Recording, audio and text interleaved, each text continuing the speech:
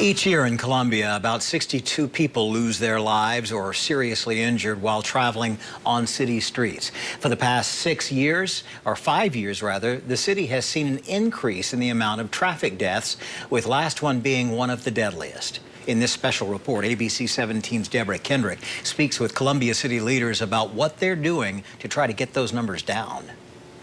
Columbia is the 22nd city in America to adopt Vision Zero and the first in the state. Now, the main goal is to eliminate all traffic deaths and serious injuries by 2030. I dug into data that shows in the past 5 years, 40 people have been killed in Columbia, and city leaders have started to make progress towards their Vision Zero goal. And so I was crossing the street with a group of my friends heading to class. January 22nd, 2015 started out as a normal day for then University of Missouri student Amy Wasowitz. It was a day similar like today when she was legally crossing College Avenue at Rollins Street with friends. She told me she turned her back to say something to her friend, and in just a matter of seconds, she was hit by a car. And I ended up going to the University Hospital. Wasowitz's story was among 2 other pedestrian crashes that same day. One of those crashes killed a 24-year-old international student after she got off a bus at Nifong Boulevard.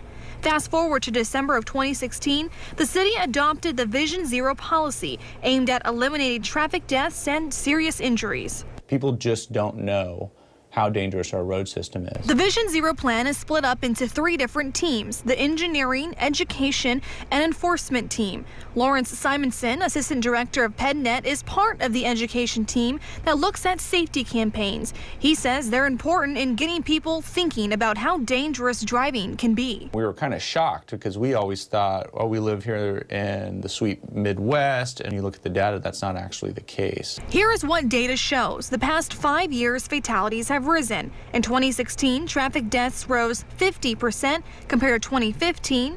And also in 2016, deaths multiplied 7 times since 2010. And out of all the deaths since 2005, 11% were bicycle and pedestrian related.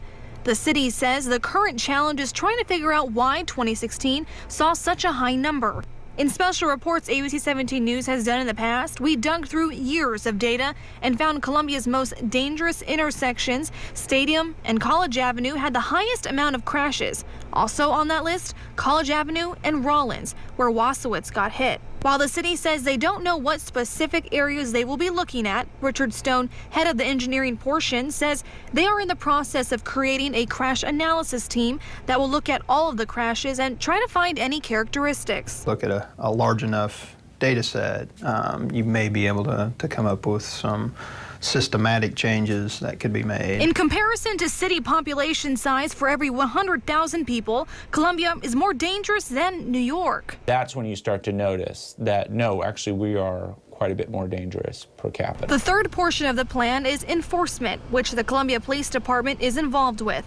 Deputy Chief John Gordon wasn't available for an interview, but I found that enforcement team will look at increasing funding for police traffic safety enforcement, which could include a traffic unit again.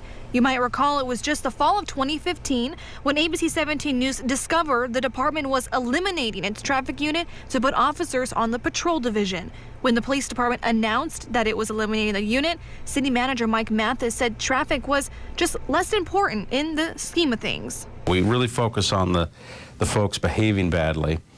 And, you know, that means speeding tickets are not a priority. This time, if the traffic unit comes back, it would have to be funded by a possible tax ballot with 5 officers and 1 sergeant. The enforcement team will also look at introducing a bill that would ban texting while driving for all drivers in city limits.